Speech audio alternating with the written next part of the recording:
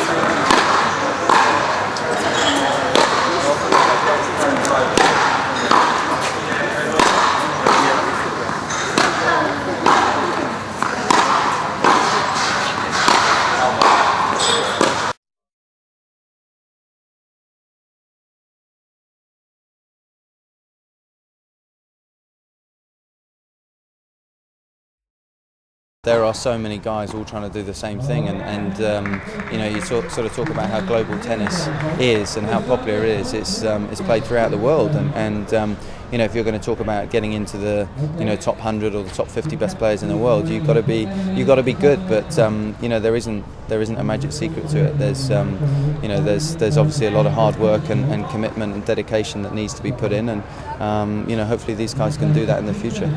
There's a lot of arguments in the press about the LTA should be doing this or funding that. But listening to you speak, you're very keen on it's personal responsibility, isn't it? Yeah, absolutely. Because it's not, it's not about the LTA. It's about those individuals being as successful as they can be, fulfilling their potential, and absolutely the LTA can play a part. And I think in years gone by they haven't, done a good as job as they could have done, and I'm sure they would, they would admit that. But when we talk about the Argentinians, they've got 8 in the top 50, I think, at the moment, and they don't get any funding or a great deal of help from their federation. So how come they produce so many players? And the bottom line is, each and every one of those guys, has an unbelievable desire to be a good player. And sure, they're good tennis players and they're good athletes, but they have that mental toughness. And we've got to try and instill that, and we've got to hope that some of the kids are going to have that if they want to succeed at the highest level.